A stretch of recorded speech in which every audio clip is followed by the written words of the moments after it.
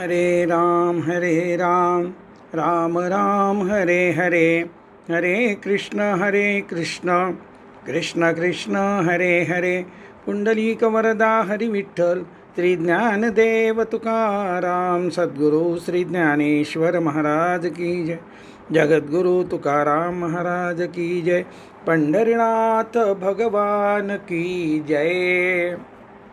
मागच्या सत्रामध्ये आपण अध्याय क्रमांक 12 आणि श्लोक क्रमांक 13 अद्वेष्टा सर्वभूतानां मैत्र करुण एव च निर्ममो निरहंकारः समदुःख सुखक्षमी आणि त्यावरील माऊलींची एक ओवी जो सर्वभूतांच्या ठाई द्वेषांते नेनेची कही आप परो नाही चैतन्या जैसा आणि त्या अनुषंगानं चिंतन आपण केलं आणि आपण याच ओवीच्या चिंतनामध्ये मागचं सत्र संपन्न झालं.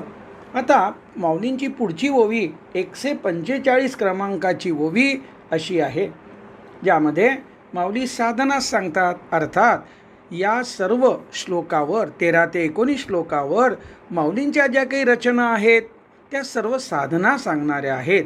कारण आपण मागच्या सत्रात पाहिलं की हे सगळे भगवंतांना आवडणारे भक्त आहेत, सिद्ध भक्त आहेत, आत्मानुभूती प्राप्त भक्त आहे आणि त्यांची जी लक्षणं या सर्व श्लोकात सांगितलेली आहे ती सगळी लक्षणं ही साधकाकरता साधना आहेत आणि म्हणून माऊलींच्या या ज्या रचना आहेत त्या साधना सांगणाऱ्या आहेत. तर ही ओवी 145 माऊली म्हणतात, उत्तमा ते धरिजे अधमा ते अव्हेरिजे हे काहीच नेनिजे वसुधा जेवी. माऊली म्हणतात, उत्तम असलेल्या म्हणजे ती वस्तू असो, व्यक्ती असो, घटना असो धारण करावे. अधमाचा म्हणजे नीच, अयोग्य, द्वेष्ट, तिरस्करणीय असलेल्या वस्तू, व्यक्ती, घटनांचा अव्हेर म्हणजे त्याग करावा. असे पृथ्वी जशी कधीच जाणत नाही, म्हणजे हा जो भेद आहे चांगल्याचा स्वीकार आणि वाईटाचा तिरस्कार, असं पृथ्वी कधी जाणत नाही. उत्तमा जे धरिजे अधमा ते अभिरिजे हे काहीच नेनिजे. कोण? वसुधा म्हणजे पृथ्वी.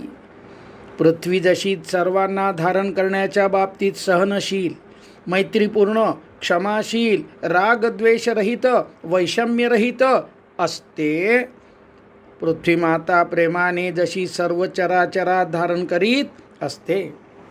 आता पर्यावरणाच्या संरक्षणास्तव सर्वांना प्रवृत्त म्हणजे मोटिवेट करण्यासाठी पर्यावरणाचे श्रेष्ठत्व, महत्त्व लक्षात आणून देणे गरजेचे असते. माझ्या माऊली इतक्या स्पष्टतेने, अचूकतेने आजचा कोणताही विचारवंत, शास्त्रज्ञ, पर्यावरणवादी, पर्यावरणतज्ञ व त्यांचे श्रेष्ठत्व, महत्त्व हा विषय म्हणजे इको फ्रेंडलीनेस, एन्व्हायरॉन्मेंटल लॉजी समजून देऊ शकत नाही. हे ओवी 145 ते 148 वरून स्पष्टपणे लक्षात येते. आता मैत्र हे शब्द सांगणारी माऊलींची पुढची ओवी आहे.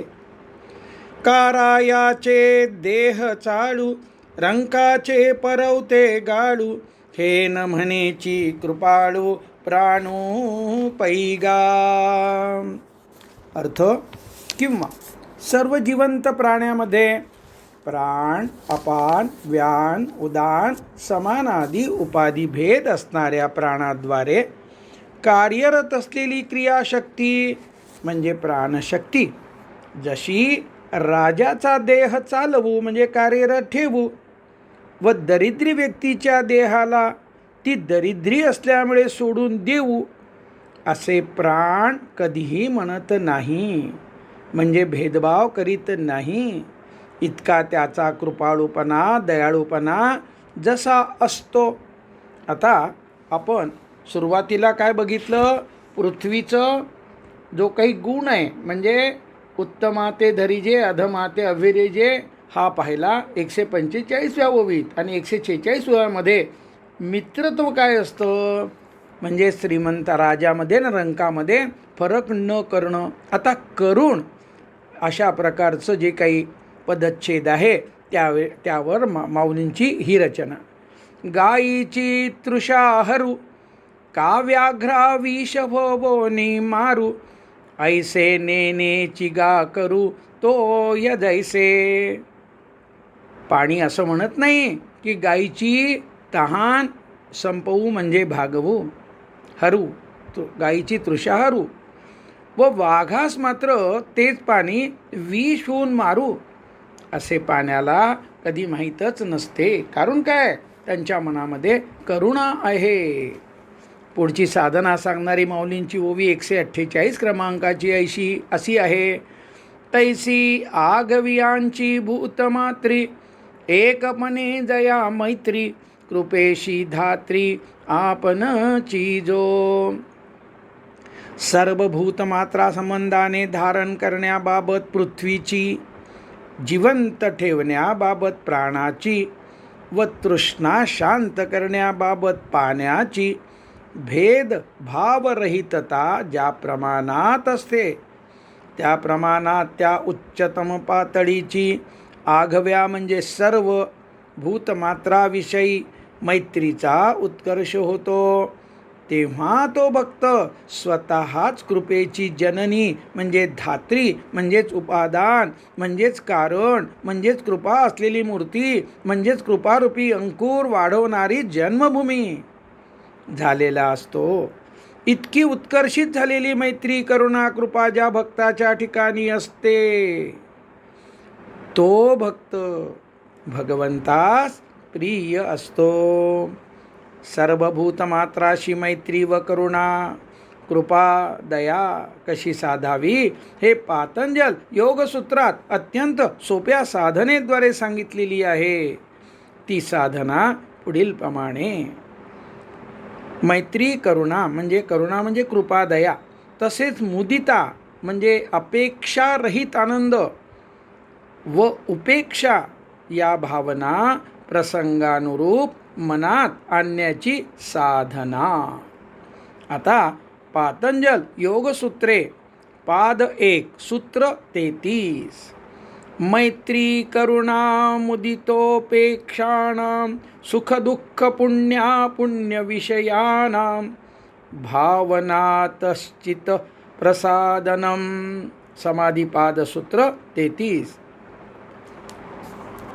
अर्थ, जेथे सुख दिसते तेथे म्हणजे सुखी असणाऱ्या विषयी मैत्री, जेथे दुःख दिसते तेथे म्हणजे दुःखी प्राणीमात्रा विषयी करुणा म्हणजे दया कृपा, जेथे पुण्य दिसते तेथे पुण्य करणाऱ्या व्यक्तीविषयी मुदिता म्हणजे निरपेक्ष आनंद, आणि जेथे अपुण्य म्हणजे पाप पुण्यरहितता दिसते तेथे उपेक्षा म्हणजे दुर्लक्ष, क्षमा, उदासीनता या भावना मनात आणीत जावे, असा भाव ठेवीत जावे. त्यामुळे चित्तशुद्धीचा प्रसाद मिळतो आणि चित्त मलिन होत नाही. सुख दुःख पुण्य दिसल्यामुळे चित्त स्वरूपापासून विचलित होत नाही. चित्तात अपराधित्वाची काहीतरी चुकल्याची भावना येत नाही. दुःख व अपुण्य निवारणार्थ काय करावे ते स्फुरते व अनुरूप कृती होते. सुख व पुण्य पाहिल्याने मनात प्रसन्नता येते. प्रत्यक्षात व्यक्ती अनवधानाने उपरोक्त भावनेच्या विरुद्धची भावना मनात आणते आणि चित्त अशुद्ध करून घेते. उदाहरणार्थ, जेथे सुख दिसते म्हणजे मोठे घर, श्रीमंती, सत्ता, कीर्ती इत्यादीद्वारे सुखी व्यक्ती दिसते, तेथे स्वतःमध्ये असूया द्वेष उत्पन्न करते. सुखी व्यक्तीने वाईट मार्गाने मिळवलेले असणार असे मानते. जेथे दुःख दिसते तेव्हा म्हणणार वाईट काम केले असेल म्हणून देवाने शिक्षा केली असणार. खरे पाहता करुणेचा भाव मनात यावा. जेथे पुण्य दिसते तेव्हा त्यातील चूक शोधणार, त्रुटी दाखवणार, टोचणारे बोलणार. आणि जेथे सद्गुण, सुखी दाम्पत्य जीवन इत्यादी दिसते त्याला वरून देखावा आहे असे म्हणणार. जेथे अपुण्य दिसते तेथे ईश्वर अजून कशी त्याला शिक्षा करीत नाही असा कोणता तरी भाव मनात आणणार. चित्त शुद्ध करणे व सातत्याने ते शुद्ध ठेवणे आत्मानुभूतीसाठी अत्यंत आवश्यक असल्यामुळे पातंजल योगातील या सूत्राप्रमाणे साधक भक्ताने सतत सावध चित्ताने योग्य भावना मनात आणावी, विपरीत भावना दूर ठेवावी. तसेच सर्वत्र म्हणजे व्यक्ती, प्राणी, वस्तू हे सर्व भगवंत आहे ही भावना ठेवावी आणि सर्व चराचर त्यांच्याबाबत मैत्री व करुणेची उच्चतम पातळी गाठावी. असा भक्त भगवंतास प्रिय असतो. प्रतिपक्ष भावनम साधना. मनामध्ये नको तो विचार म्हणजे वाईट विचार आला की त्या विचाराच्या विरुद्धचा सुविचार मनात आणावा. या साधनेस पातंजल योग सूत्रात प्रतिपक्ष भावनम ही संज्ञा आहे. आता परिशिष्ट 8 पातंजल योगसूत्रे पाद क्रमांक 2 आणि सूत्र क्रमांक 33.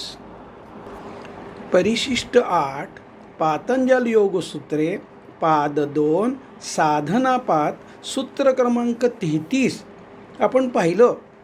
त्यासोबत 33 ते 38 पर्यंतचे जे उपाय आहेत, ध्यानाभ्यास करताना चित्तात उदित झालेल्या वृत्तीतील विक्षेप, उपद्रव यांच्या निरसनार्थ तर उपयोगाचे आहेतच. तसेच हे उपाय जागृतावस्थेत केल्याने वृत्तीप्रवाह क्षीण म्हणजे आवेगरहित राहतो. प्रस्तुत सूत्र हे त्या दृष्टीने विशेष आहे 33वे. त्याशिवाय प्रस्तुत सूत्रातील उपायाने चित्त प्रसन्न राहते, चित्तातील मालिन्य अशुद्धता कमी होते, चित्तशुद्धी वेगाने होते. आणि हा अनुभव लेखकाने घेतला असल्यामुळे आणखी थोडं त्यावर चिंतन या ठिकाणी करण्यात आलेलं आहे. सर्वसामान्यतः जी भावना करणे आवश्यक आहे, नेमकी त्या उलटची भावना सवयीमुळे, अनवधानामुळे केली जात असते. आपण आता पाहिलं की विरुद्ध विचार, प्रतिपक्ष भावनम. मग कसा परिणाम होतो? सुख दिसल्यावर मैत्री ही भावना, त्या संबंधाने विचार मनात न येता द्वेष, निरुत्साह, दिसत असलेल्या सुखात न्यूनता, दांभिकता असल्याचे विचार भावना मनात येते. आणि आपण पाहिलं की दुःख दिसलं की करुणा यायला पाहिजे, पण तसं न येता त्याच्या उलट विचार येतो. पुण्य दिसले की निस्वार्थ कर्मयोगाचे आचरण करणारा दिसला, सेवाभाव दिसला, आध्यात्मिक उन्नती दिसली आणि ती साधणारी, साधू इच्छिणारी साधना दिसली, निष्काम, यज्ञ, भागवत इत्यादी उपासना दिसली की मनात मुदिता म्हणजे आवेगपूर्ण आनंद, सत्वोद्रेक, हर्ष अशी भावना, त्या संबंधाने विचार मनात आणावेत. याउलट असलेले जसे संदेह, शंका असणारे, न्यूनता, दांभिकता शोधणारे विचार मनात येतात आणि त्यात स्वतःचा बुद्धिविलास असल्याचे जाणवत असते. या सूत्रातील 4था उपाय आहे उपेक्षा. अपुण्याविषयी उपेक्षेची भावना मनात आणावी. त्यामुळे चित्ताची प्रसन्नता प्राप्त होते, टिकून राहते.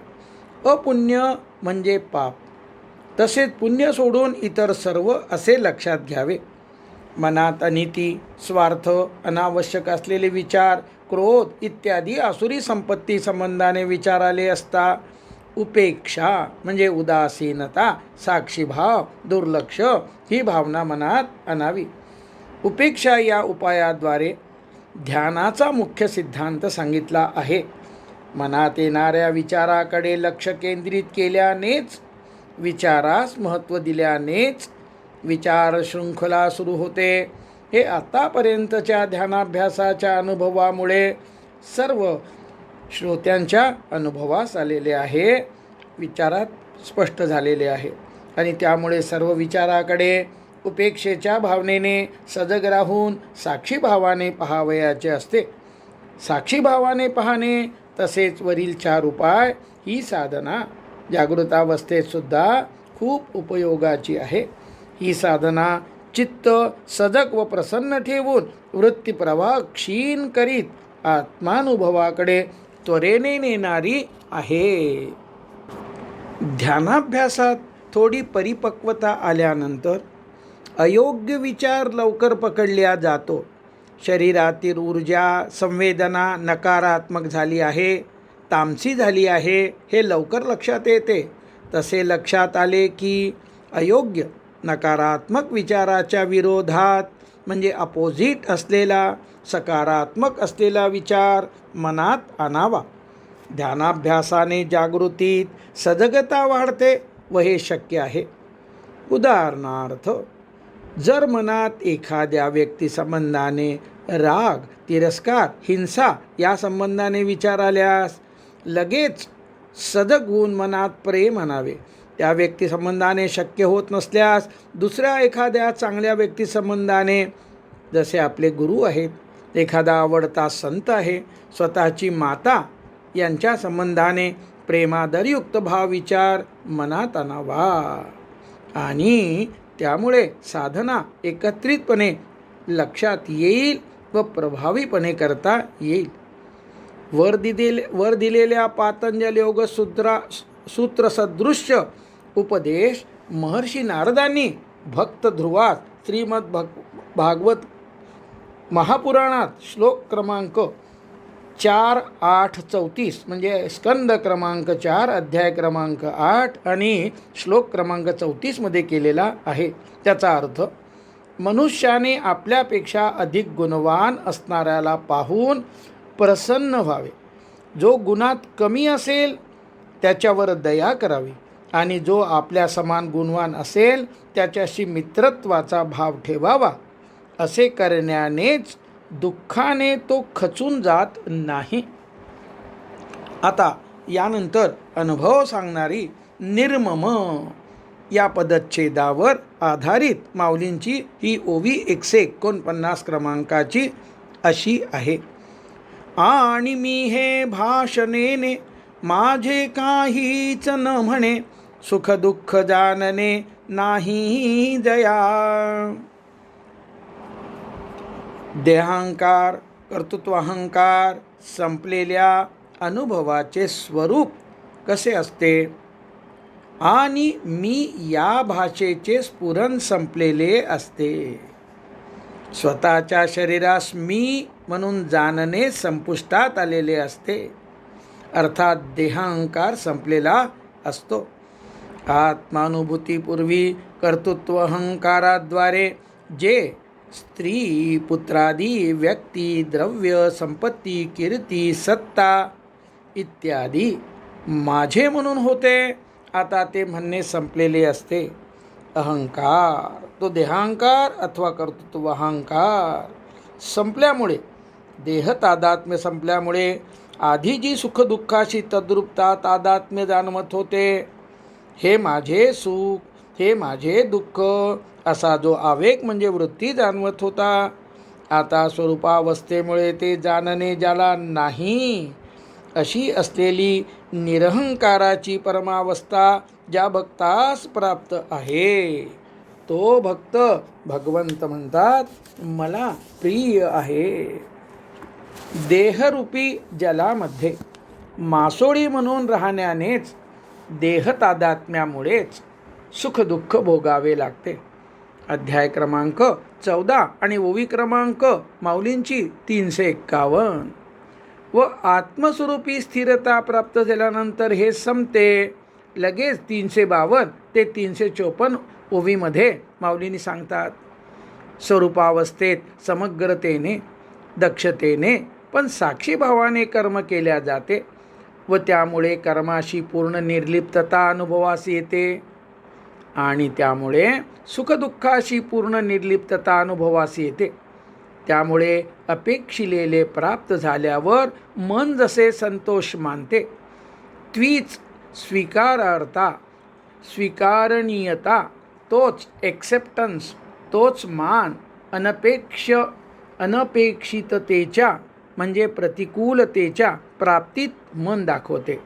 अशा रीतीने सुखदुःखाबाबत समता भक्तास प्राप्त होते. आणि अध्याय 13 आणि ओवी 343 ते 349चा अर्थ यापूर्वी आपण पाहिला होता. अध्याय क्रमांक 2 आणि श्लोक क्रमांक 14चा आपण चिंतन करत असताना आणि त्याचं थोडंसं चिंतन आपण आत्ता त्यातला सारांश काही भाग पाहणार आहोत. अध्याय क्रमांक 2 आणि श्लोक क्रमांक 14 असा आहे. मात्रा स्पर्शास्तु कौंतेय शीतोष्ण सुखदुःखदः आगमापायिनो नित्यां तांति तिक्षस्व भारत. त्यावर एकूण जे चिंतन केलं त्यातलं आपण फक्त अध्याय क्रमांक 13 आणि ओवी क्रमांक 343 ते 52 या ओव्यातून द्वंद्वांना सहन कसे करावे ही जी साधना सांगितली आहे ती आपण या ठिकाणी समजून घेणार आहोत. काय म्हणतात भगवंत, ज्या अर्थात माऊलींनी स्पष्ट केले, ज्या भावनेने आवडता अलंकार धारण केल्या जातो त्या भावनेने, त्या स्वाभाविकतेने तो सर्व सहन करतो. म्हणजे आधी भौतिक, आधी दैविक आणि आध्यात्मिक उपद्रव एकत्रित जरी अंगावर कोसळले तरी तो न डगमगता सहन करतो. 343 344 अध्याय क्रमांक 13 ओव्यांचा हा आपण अर्थ पाहतो आहोत. अपेक्षित भोग घटना ज्या संतोषाने स्वीकारली जाते तितक्याच संतोषाने तो अनपेक्षित घटना आघातांना स्वीकारतो. 345 मानापमान सहन करतो, सुखदुःखांना सामावून घेतो, शांत असलेली मनस्थिती निंदास्तुतीमुळे भंग पावू देत नाही. 346 उन्हाळ्यात तापत नाही, हिवाळ्यात कापत नाही, संकटांना भीत नाही. 347 मेरू पर्वत स्वतःच्या शिखराचे ओझे मानित नाहीत, स्वतःवर चराचरांची गर्दी झालेली आहे हे जसे पृथ्वीला वाटत नाही त्याप्रमाणे नाना प्रकारच्या सुखदुःखादी द्वंद्वांनी तो थकून जात नाही. 348 349 नद व नदी यांचे समुदाय, समुद्र पोट मोठे करून ज्या स्वाभाविकतेने संपूर्णतेने सामावून घेतो त्या स्वाभाविकतेने संपूर्णतेने तो द्वंद्वांना सामावून घेतो, स्वीकारतो. त्यामुळे त्याच्या ठिकाणी सहन न होण्यासारखे जगात काहीच नाही आणि मी सर्व सहन करीत आहे असे स्मरणही तो करीत बसत नाही. अध्याय क्रमांक 350 ते 351. आता ओवी क्रमांक अध्याय क्रमांक 13 ओवी क्रमांक 352 अशी आहे. अंगाजे पातले ते करुणी घाली आपुले, तेत साहतेनी नवले घेपी जिना. अर्थ, व्यक्ती जसे स्वतःचे हात, पाय, बुद्धी हे अवयव कमी जास्त, काळे गोरे, लहान मोठे असे न म्हणता स्वतःचे आहेत या समंजसपणाने पोटात घालीत असते, स्वीकारित असते, त्याप्रमाणे देहाला प्राप्त झालेले सर्व भोग म्हणजे द्वंद्वे तो सहजतेने स्वीकारतो, सहन करतो. त्यामुळे प्राप्त झालेली सर्व द्वंद्वे सहन करण्यात त्याला कोणतीही नवलाई वाटतच नाही. समुद्र जसा क्षण प्रतिक्षण सहजतेने पण समग्रतेने पोटात येणाऱ्या पाण्याच्या लोटात स्वीकारतो व अशा स्वीकारण्याचे त्याच्या संतोषाचा भंग होत नाही असे यापूर्वी आपण पाहिलेच आहे. तसे संपूर्ण क्षमा करणे म्हणजे ज्याने तुमच्यावर अन्याय केला आहे अशा अपराध्याला स्वतः किंवा इतराने किंवा भगवंताने दंड करावा असे कधी मनात न येईल. अशा रीतीने तो अन्याय समुद्राप्रमाणे पोटात घेणे होय. समुद्र ज्याप्रमाणे नद्याद्वारे येणाऱ्या पाण्याच्या लोटास विना अट म्हणजे अनकंडिशनली विना तक्रार स्वीकारतो, त्याप्रमाणे ज्या ज्या प्रतिकूल सुख दुःखादी वस्तू घटना प्राप्त होतात त्या त्या समग्रतेने सहजतेने स्वीकारतो व त्यामुळे संतोषाचा भंग होऊ देत नाही. अशा रीतीने ज्याने संतोषाला मांडीवर घर करून दिलेले आहे असा भक्त भगवंतास प्रिय असतो. संतोषा उत्संगी म्हणजे मांडीवर दिधले घर हा भाग मागच्या सत्रात आपण पाहिला होता.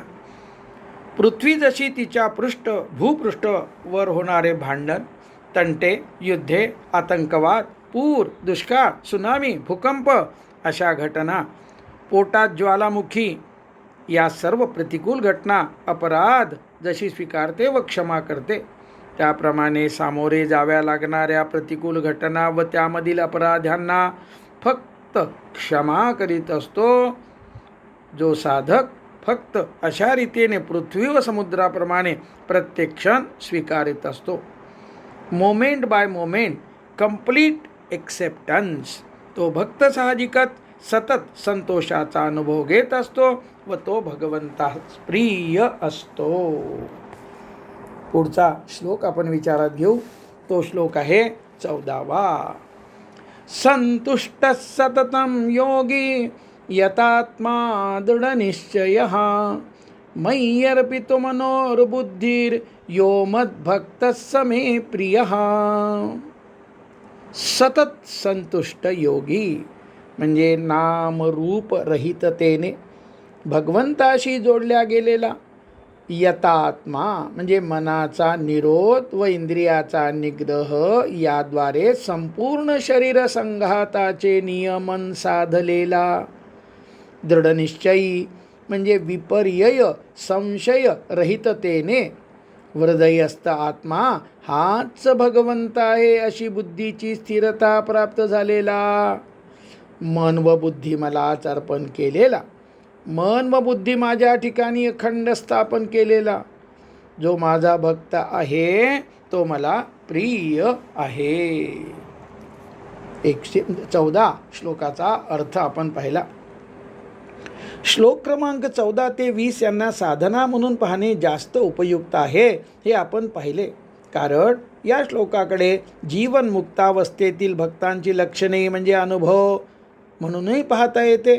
तथापि ती अवस्था प्राप्त होईपर्यंत त्या श्लोकाकडे साधना म्हणून पाहणे जास्त उपयुक्त आहे.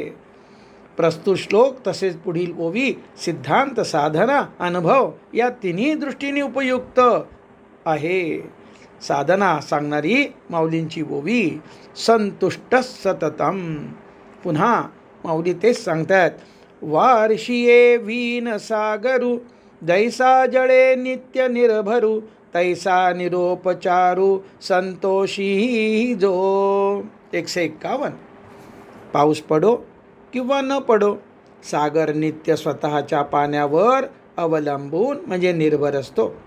पाण्याने पूर्ण भरून राहणे हे सागराचे संतुष्ट असणे होय आणि त्याचे असे नित्य संतुष्ट असणे बाहेरून येणाऱ्या पावसाच्या पाण्यावर, नदीद्वारे येणाऱ्या पाण्यावर अवलंबून नसते, स्वतः बाहेरच्या कारणावर अवलंबून नसते, कार्यकारण संबंधाविना असते.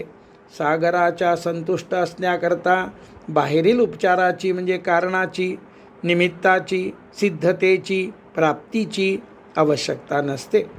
सारांश, सागर जसा स्वतःच्या स्वरूपानेच नित्य संतुष्ट असतो तसा भक्त कुठल्याही उपचाराशिवाय, अनुकूल विषयाच्या इंद्रियाशी होणाऱ्या संयोगाशिवाय, तसेच घटना, द्रव्य, कीर्ती, सत्ता, प्रेम, मनोराज्य, स्त्री पुत्रादी नातेसंबंध इत्यादींच्या अनुकूलतेच्या प्राप्तीशिवाय म्हणजेच कार्यकारण संबंधाशिवाय म्हणजेच कारण परिणाम संबंधाशिवाय सतत संतुष्ट असतो.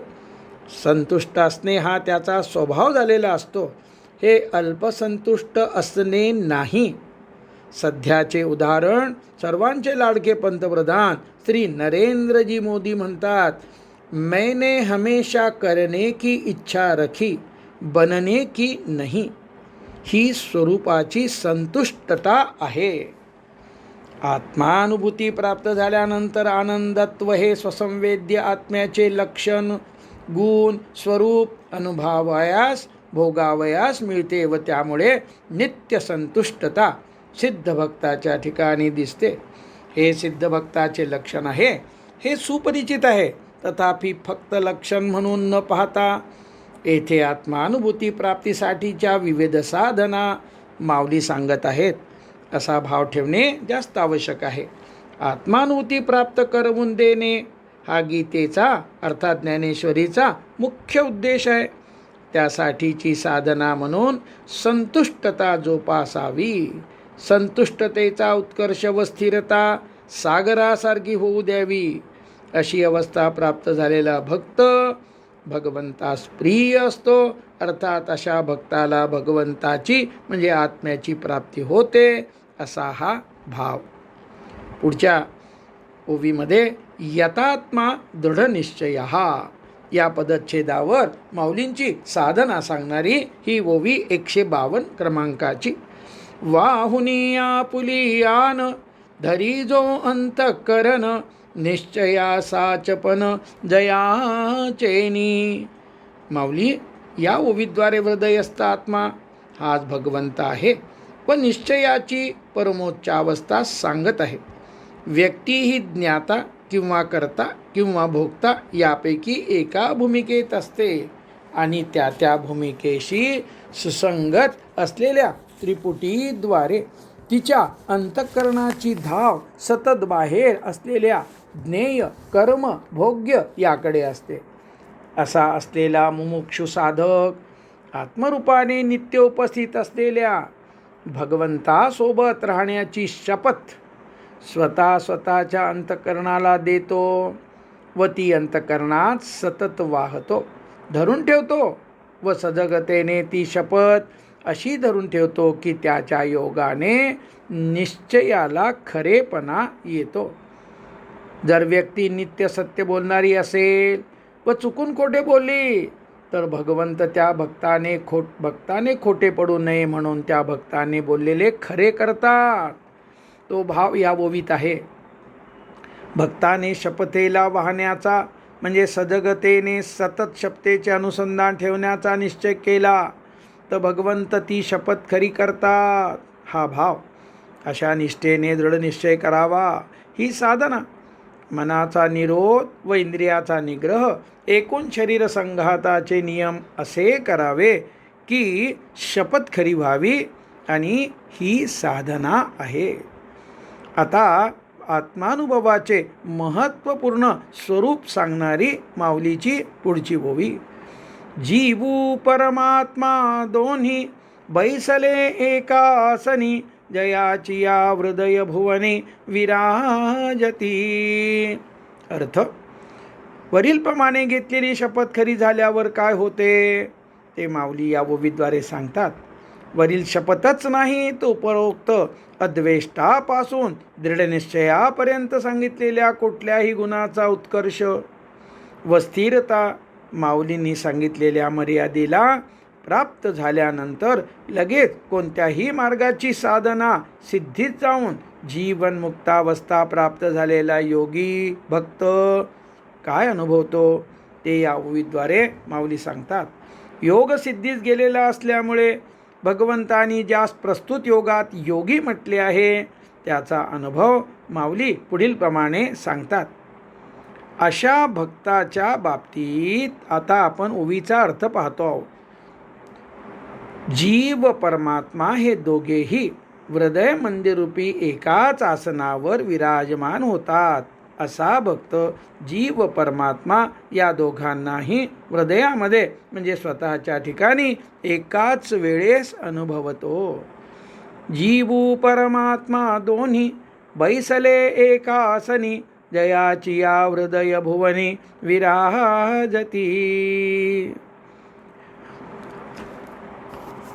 सत चित आनंदत्वाने स्वसंवेद्यात्म्याचा व साक्षी राहून द्रष्टा, ज्ञाता, कर्ता, भोक्ता असण्याचा असे दोन्ही अनुभव एकसाथ म्हणजे एक समयावच्छेदे येतात. विविध ग्रंथातील वर्णन कसे आहे ते पाहूया. साधनावस्थेत साधक भक्तास फक्त एकाचाच म्हणजे जीवाचाच अनुभव असतो. मी द्रष्टा, ज्ञाता, कर्ता, भोक्ता आहे असा फक्त त्रिपुटीतील अनुभव असतो. आता या अनुभवासोबत स्वसंवेद्य आत्म्याचा म्हणजे हृदयस्थ परमात्म्याचा म्हणजे आत्म्याच्या सच्चित आनंदाचा आत्मा साक्षी राहून जीवाच्या दृष्टत्व, ज्ञातृत्व, कर्तृत्व व भोक्तृत्वाकडे पाहत असल्याचा अनुभव येत असतो. दोन्हीही अनुभव क्षण प्रतिक्षण प्रवाही रूपाने एकाच वेळेस म्हणजे सायमल्टेनियसली येत असतात. पहिल्या क्षणी आत्म्याचा, दुसऱ्या क्षणी जीवाचा, तिसऱ्या क्षणी पुन्हा आत्म्याचा असे नाही. दोन्ही अनुभव एकाच वेळीच येतात. अनुभवसुद्धा टळटळीत असतो. अनुभवाचा टळटळीतपणा, समग्रता, सुस्पष्टता कळावी म्हणून माऊली म्हणतात, हृदयस्थ आसनावर दोन्ही अनुभव म्हणजे आत्म्याचा अनुभव व जीवाचा अनुभव एकाच वेळी विराजमान असतात. पारिभाषिक शब्दात हृदयाकाशात परमात्मरूप असलेल्या आत्म्याचा स्वस्वरूपाच्या ठिकाणी अनुभव हा निर्वृत्तिक निरपचार आनंदाद्वारे येतो व त्यासोबत जीव करीत भोगीत असलेल्या अनुभव साक्षीभावाद्वारे येत असतो. असे परस्पर विलक्षण असलेले हे दोन अनुभव स्वतःच्या ठिकाणी एकाच वेळेस येतात. प्रस्तुत ओवी व पुढे दिलेली मुंडकोपनिषद शतश्लोकी व श्रीमद भागवतातील वर्णने आत्मानुभूतीचे स्पष्ट वर्णन करणारी आहेत आणि लेखक असं म्हणतात ही अत्यंत आवडीची आहेत. श्रोत्यांना सुद्धा त्याची आवड त्यामध्ये निर्माण होईल. मुंडकोपनिषदातील 2 पक्षाच्या रूपकाद्वारे केलेले आत्मानुभूतीचे वर्णन.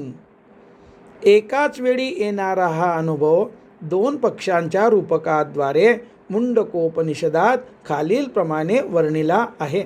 खालील श्लोक आत्मानुभूती प्राप्तीचे यथार्थ व अत्यंत स्पष्टपणे समजण्यासारखे वर्णन करणारा आहे. द्वा सुपर्णा सयुजा सखाया समानं वृक्षं परिश्वस्व जाते तयोरन्यः पिप्पलं स्वादत्य नश्ननन्योभिचाकशीति. 3:1-1. 2 पक्षी सदा एकत्र राहणारे ज्यांची अभिव्यक्ती समान आहे. शरीररूपी एकाच वृक्षास आलिंगन देतात.